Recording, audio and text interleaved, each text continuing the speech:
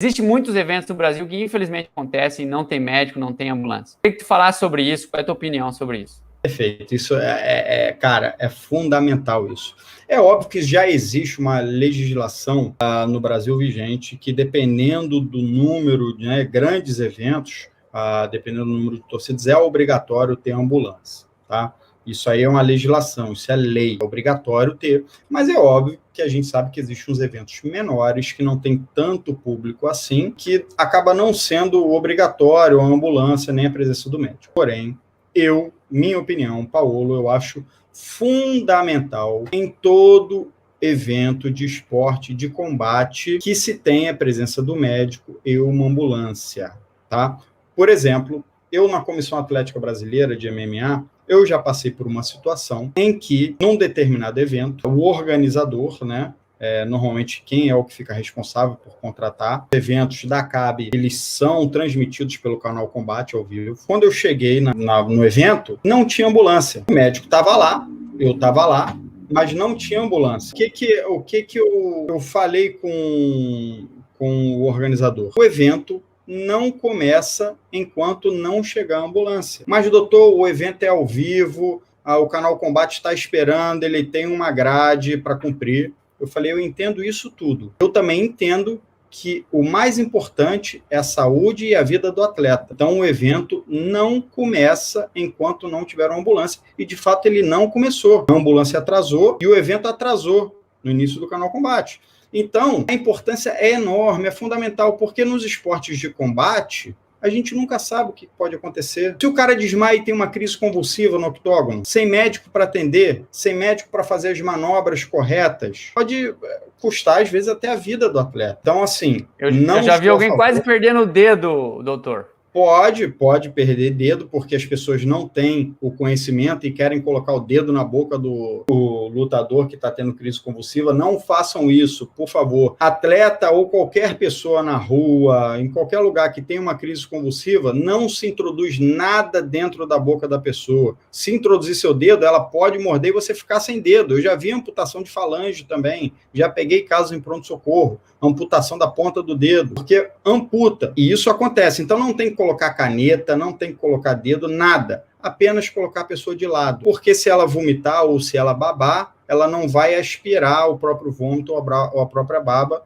E outra coisa que é importante, que é até uma lenda urbana, de que a baba pega. Pessoa que tem epilepsia ou tem uma crise convulsiva, se você encostar na baba dela, você vai pegar. Isso não existe, tá? Isso é lenda urbana, mas eu já ouvi algumas vezes, a baba pega. Não pega, tá?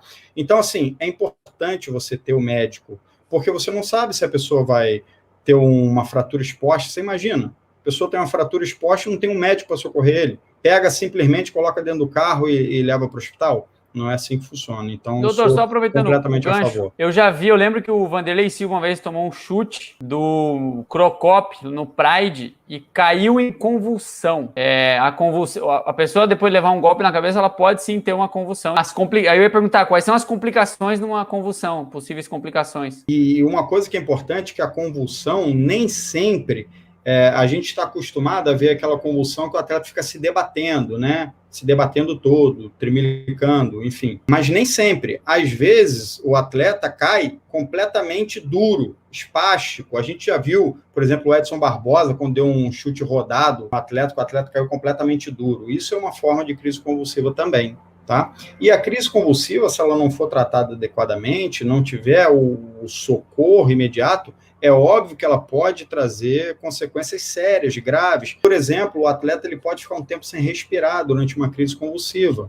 E isso gerar o que a gente chama de hipóxia, o cérebro ficar um tempo sem oxigênio. Isso pode levar sequela motora, dificuldade de mobilizar algum membro, ou até cognitiva, esquecimento, outras alterações. Então, a crise convulsiva, ela é perigosa. A maioria das vezes, ela é benigna. Felizmente, na maioria das vezes, ela não traz grandes problemas para o atleta, mas ela pode, sim, causar coisas graves. E a crise convulsiva, Tainá, ela não acontece só em luta, não. Ela pode acontecer num simples sparring na sua academia. E aí você tem que lidar com aquilo. Caramba, tem que levar o atleta para o para o hospital imediatamente, para ele ser socorrido, né? O senhor falou antes em coágulo. Não que eu queira assustar as pessoas, mas se o coágulo pode ser uma consequência de um trauma forte na cabeça, no que ele pode... Quais são as complicações de ter um coágulo? A maior complicação, assim, a mais grave é perder a vida, né?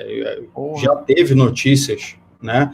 Até recentemente, numa luta de boxe, na Europa, um atleta, infelizmente, ele perdeu a vida, foi nocauteado no determinado round, foi levado para o hospital, viu que ele tinha um coágulo dentro da cabeça, e o problema do coágulo, o que acontece? Se o coágulo for muito grande, ele acaba espremendo o cérebro, ele aperta o cérebro, e aí esse cérebro espremido, ele pode afetar áreas importantes, né? Áreas como, por exemplo, uma área fundamental chamada tronco cerebral, que existe, é uma das estruturas, né, que estão dentro da calota craniana. E esse tronco cerebral é a estrutura que é responsável pela toda a parte da vida, né? Respiração, batimento cardíaco, tudo isso. Então, você ter uma compressão desse tronco cerebral, porque o coágulo está espremendo o cérebro, isso pode levar a quadros graves, a deixar o atleta em coma, ao atleta ter alguma sequela, uma dificuldade para mexer um membro, um braço ou uma perna, né? Então, os coágulos, eles são graves. A maioria das vezes, obviamente, eles não acontecem, graças a Deus, mas eles podem acontecer. E é por isso, todo atleta, depois de uma nocaute, principalmente nos que têm perda de consciência, eles têm que ser levados para o hospital para ser avaliado por um médico. Eu já assisti luta de Muay Thai, se eu não me engano, já teve luta de boxe também. E o atleta, trocaram muitos golpes e tal. O cara acabou ganhando a luta e depois ele faleceu de tanto golpe na cabeça. E aí, eu faço uma pergunta um pouco polêmica, né? Mas que eu acho que, na realidade, quanto mais esse tema vier à tona, eu acho que mais a gente vai encaminhando para que esse tipo de coisa acabe mudando. Na minha visão, se aconteceu isso e o cara já levou não sei quantos knockdown, o cara levou contagem, se tem um médico lá, se o treinador viu que o cara não tá bem, se o médico viu que o cara não tá bem, e aquele cara continua lutando, mesmo que ele tenha a vitória depois, só que olha só, ele teve a vitória, ganhou o cinturão, só que depois custou a vida. Então acho que eu queria ouvir a tua opinião sobre isso, mas a minha visão, eu acho que isso realmente precisa mudar, porque o ser humano não é uma máquina que, quando enguiça algo, é só trocar. Às vezes não tem trocar, né? É um assunto bem polêmico, de fato, esse tema da concussão. E, assim, obviamente, o que seria o ideal, né? A gente já sabe que toda vez que o cara desmaia, sofre um knockdown, a gente já sabe que ele teve uma concussão cerebral. A gente já sabe isso está claro. Então, todo boxeador que ele cai e abre-se a contagem, a gente já sabe que ele teve uma concussão cerebral. Uma das coisas importantes na concussão cerebral, e isso também isso é uma informação que eu quero deixar gravada no subconsciente das pessoas, é que todo atleta que tem uma concussão cerebral, ele não deve, de maneira nenhuma, retornar aos treinos no mesmo dia ou ao campeonato. Isso é uma regra muito clara. Essa pergunta que eu ia fazer agora.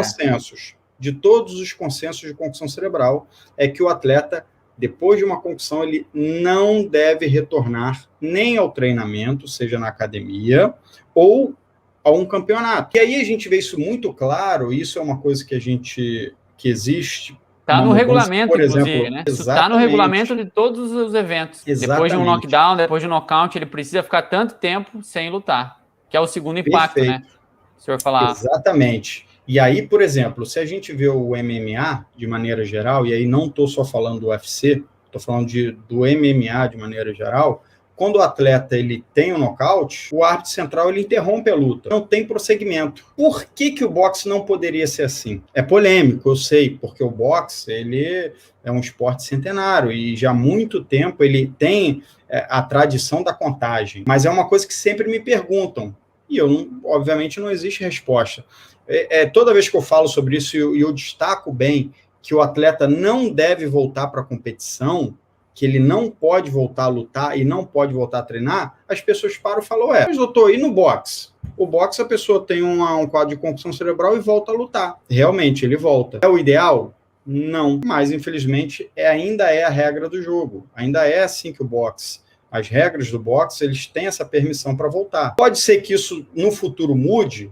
seria maravilhoso, né? O senhor falando agora, do... eu me lembro justamente que os atletas que eu vi que infelizmente faleceram, tiveram contagem, tiveram knockdown, voltaram a lutar. Complicado. A maioria deles, meu amigo, você vai ver que está relacionado